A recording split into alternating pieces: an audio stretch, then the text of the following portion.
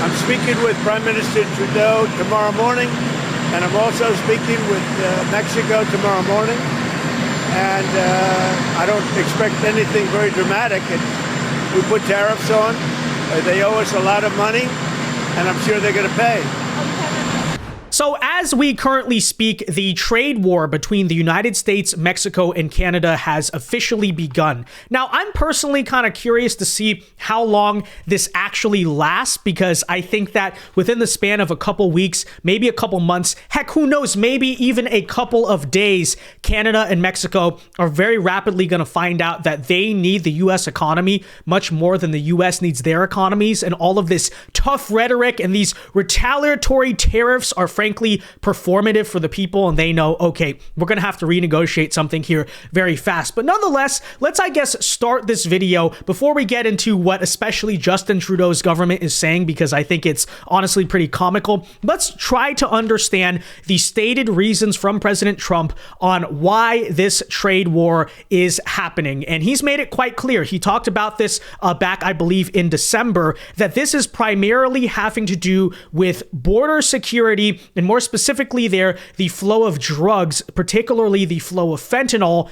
into the United States, which is also why it has included a 10% tariff on China, because if you know this issue, many of the components to produce the fentanyl that are made in Latin America actually are shipped there by the Chinese. So this is what he went out and said. He says, "Today, I have implemented a 25% tariff on imports from Mexico and Canada, as well as a 10% tariff on Canadian energy, and an additional 10% tariff on China." He says right here, right? "This is because of the major threat of illegal aliens and deadly drugs killing our citizens, including fentanyl. We need to protect Americans, and it is my duty to ensure the safety of all. I made a promise on my campaign to stop the flood of illegal aliens and drugs from pouring across our borders, and Americans voted overwhelmingly in favor of it." Now, it is worth noting that Mexico and Canada, both the moment that Trump said this back in December, did give some concessions, right? They kind of publicly said, hey, we're going to do this or that to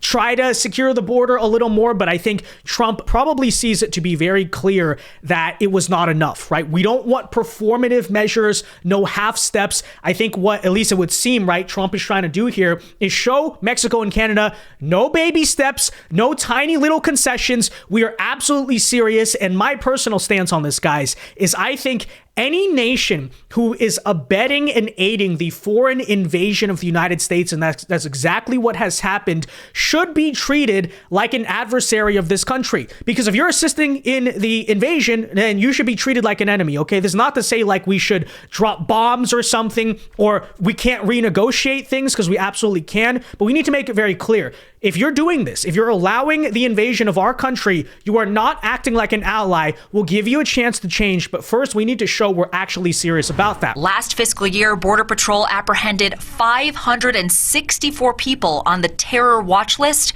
Of them, 484 were encountered on the northern border. The questions are, why here? Why now? Eric says one of the reasons is Canadian foreign policy. Up until a few weeks ago, Canada did not require Mexicans and some other foreign nationals to have travel visas to fly to the country. For a very minimal fee, they would be able to enter the country as a tourist. Some folks utilizing the ETA program were being arrested here in the United States for illegal entry within 24 hours of their landing in Canada. Here's what JD Vance went out and said as well. Mexico sends a ton of fentanyl into our country. Canada has seen a massive increase in fentanyl trafficking across its border. There are three ways of stopping this. The first is ask nicely, which we've done. It's gone nowhere. Now we're on to the consequences phase, right? This is the FO of the FAFO part, if you know what I mean by that. Anyways, he says, spare me the sob story about how Canada is our best friend. I love Canada and I have many Canadian friends, but is the government meeting their NATO target for military spending? Are they stopping the flow of drugs into our country? I'm sick of being taken advantage of.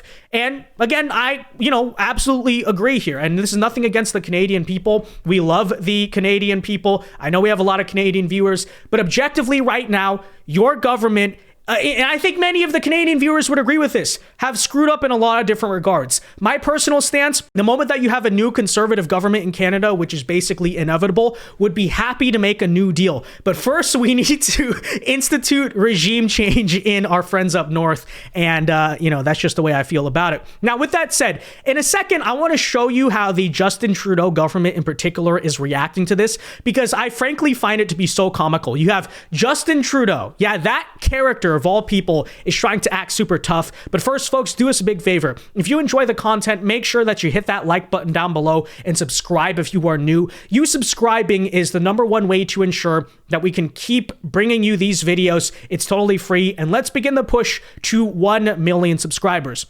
Now, guys, in a second, again, we'll show Justin Trudeau acting so tough. But first, here are some numbers I want people to understand, just so we're all aware that in this trade war, Mexico and Canada have no chance of winning. And I again say they need our economy much more than we need theirs. So this is from Patrick Bet David here. I mean, just look at these numbers, right? 77% of Canada's exports go to the US. 84% of Mexico's exports go to the US. So you look at those numbers right there and just understand, yeah, if we're tariffing their exports, that is basically a shutdown of both of these economies. Now, that's not to say that there might not be adverse consequences on the US economy, but it's also worth noting right here, guys, and this is an argument some people have made about the potential benefits for America of a trade war with Canada, particularly. Apparently, the Canadian dollar has plummeted to the lowest level against the US dollar since 2003. In other words, our currency is becoming much stronger as a result of this in compared to many of the world currencies, specifically the currencies of nations like Canada. So there you have it. And this is again to kind of just illustrate to you that Justin Trudeau does not stand a chance in this trade war, as if he ever did. Really? You think this guy is going to renegotiate a deal? This guy has been repeatedly humiliated by the Trump administration over and over again. He's not exactly a tough guy, okay? Like I said, would be happy to negotiate with Paul Revere and the new government. But until then, here is Justin Trudeau, despite all of that, and despite the fact he's literally a lame duck, like he's about to resign. He got pushed out of office for a number of reasons, but I would argue Trump bullying him did have something to do with it. And we've talked about that before. After all that, here's Justin Trudeau vowing that he's going to be tough against America in this trade war. And it's frankly kind of hilarious. It's like, really, dude? As President Trump stated yesterday, he is still committed to placing tariffs on Canada starting as early as tomorrow, possibly. Now, we don't know precisely what that could look like, but I do know two things. First, if the president does choose to implement any tariffs against Canada, we're ready with a response. A purposeful, forceful, but reasonable, immediate response. We won't relent until tariffs are removed and, of course, everything is on the table. Part of what this council has been doing is pulling together perspectives from across industries, from across different parts of the country, to make sure that anything we do will be fair right across the country, that all Canadians will share in the job of standing up for our interests and, quite frankly, standing up to defend the most successful trading relationship in the world. Of course, I won't sugarcoat it. Our nation could be facing difficult times in the coming days and weeks. I mean, it's just like, come on. Is anyone really scared of this guy? Especially understanding he's literally a lame duck. Like, he is on his way out. He's disgraced. He's unpopular with his people. If anything, I would argue that all this trade war is ensuring is that Justin Trudeau's Liberal Party, even when he steps aside in the next election, is going to get crushed by the Conservatives and the NDP, but mostly the Conservatives there, even more. But nonetheless, okay, there you have it. Honestly, I'm not Canadian, obviously, but even if I were Canadian, I would not like the fact that Trump is tariffing us. And again, I don't, it's not anything against the Canadian people. But with that said, if I understand, okay, we're in this trade war with the U.S., I would not just want Justin Trudeau trying to negotiate with an alpha like Trump in that situation. And I think all of our Canadian viewers agree. This guy is a joke, okay? And honestly, you should thank Trump because he's helping you get this guy and his party, emphasis on that, out of office for good. But with that said, okay, now you may be curious, what is the Justin Trudeau's government retaliation gonna be? He's trying to talk so tough there. It's like, okay, what are they going to do, right? Are they going to send beavers or something to invade us? Are they going to pour maple syrup on us? Well, apparently, take a look here as a new candidate for the Canadian PM says that Canadians are super hurt by the new tariffs and is begging Americans to just cut it out. Okay. I mean, frankly, that's like the most Canadian, way to end a trade war I think I've ever heard. But take a listen to that. Okay, this is like their big retaliation, apparently. Americans have to understand how hurt and frankly how furious Canadians are. Our sovereignty is being challenged. And so, yeah, regular Canadians across the country are coming up with ways to stand for Canada, to fight for Canada, to defend Canada, but mostly to say to our American neighbors, guys, just cut it out. Just stop it. This is a terrible idea. Yeah, okay, thank you for that. Yeah, we will strongly consider this proposition to, quote, just cut it out. All right, thank you. We'll consider that for sure. With that said, though, let's get now into some of the details of Justin Trudeau's big, massive, epic plan for retaliation. How is he going to take down the United States as a lame duck prime minister? Well, apparently, take a listen to this. Justin Trudeau tells Canadians to not vacation in the United States and to vacation in Canada to fight back instead against Trump's tariffs. So no more vacations to the United States. Please don't go do it. Really? That's your big plan? That's your big way to save the economy? Please, don't go on a vacation to America, It's like, okay. And you realize Americans can do that too, right? Like Canadians come to vacation in America. Americans also go to Canada. So let's just be clear about that. But again, okay, here apparently is the big plan. We're not going to go on vacations to America anymore. All right, got it. And now is also the time to choose Canada. There are many ways for you to do your part. It might mean checking the labels at the supermarket and picking Canadian-made products. It might mean opting for Canadian rye over Kentucky bourbon, or foregoing Florida orange juice altogether.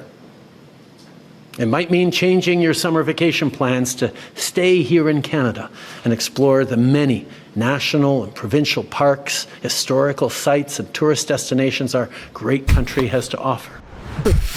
I mean, first of all, that just sounds kind of ridiculous in itself. Like, yeah, you're really going to get the United States by not vacationing in Detroit anymore, crossing the border. It's like, okay, sure, I guess. But here's the issue, I would say, as well, with what Justin Trudeau is saying. Is you notice there, he's trying to do this big appeal to like national pride. It's like, we got to come together as Canadians. We're going to buy Canadian, hire Canadian, et cetera, et cetera. But Justin, you, among others, are the leaders who beat down Canada's national pride. Okay. And in many cases, you've imported a lot of people who are not Canadian and have no real connection or don't even like care to be Canadian into your country. And you think those people are going to listen to your call to unite behind Canada? It's like, no, you imported a bunch of people knowingly who do not care much for your country or society. And now, ironically, after that, after beating down and denigrating your own society, you're like, let's all come together as Canadians. Yeah, right. That's just laughable. That's laughable on so many levels. But I'm sure the U.S. tourism market will be so hurt after very few Canadians even heed or listen to this stuff. And again, I want to reiterate, if you really want to get into this, Americans can do that as well. And if Americans do that, both Mexico and Canada are going to be in a lot more trouble than we will because you're not coming to our countries. I just want to point that out. But with that said, okay, here's another one here. In response to President Trump's 25% tariff on Canada's imports, the Premier of British Columbia said he's going to stop purchasing liquor from red states, not even from America, but from red states. So no more Jack Daniels or something. Again, that's how Canada is going to stop the, trade war with Trump. The Canadians, stop buying Jack Daniels. It's like, okay, again, these are not really very big thought out solutions, but this is what they're saying. For our first of many steps, effective today, I have directed BC liquor sales to immediately stop buying American liquor from red states. Liquor store employees will be removing the most popular of these brands from government store shelves. Whoa, oh no. Okay, so they finally got us, guys. The Canadians are no longer drinking the Jack Daniels and the Kentucky bourbon and whatever else. Okay. Thank you for that. In all seriousness here, again, what you're going to find very rapidly, and the Canadian government really does know this, so does the Mexican government. They're basically just trying to posture and act tough in front of the public so that way they can not look like complete idiots that Trump will just disgrace out of office. But in reality, again, this is the truth. Canada and Mexico will not win in a trade war with the US. You're already seeing that with the Canadian dollar. You are seeing that with the heavy reliance on Canadian exports and Mexican exports for their economy to the United States. And we also just know whose economy is stronger. So with that said, it's like this is not something ideally that you'd like to go on for a very long time. I do think this is something that Trump objectively should be careful about. But if it really has to do with the fact that he wants a secure border, and I think particularly in the case of Canada, perhaps a reduction in the trade deficit and a reduction in the reliance on Canadian energy in favor of American energy, because I think that's also a kind of underlying theme here. Like China, sure, that's definitely a country with a much stronger economy that you're really going to have a difficult back and forth trade war with, and it's kind of like, let's see who prevails.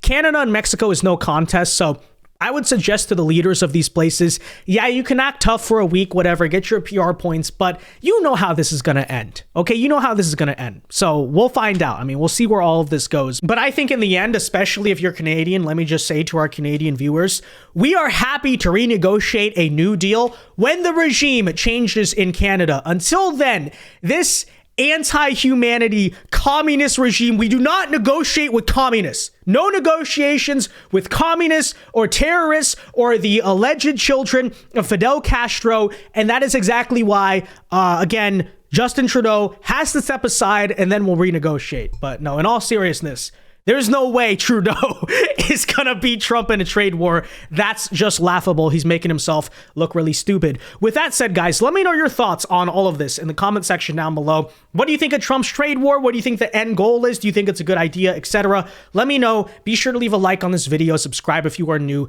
and until next time, God bless and peace.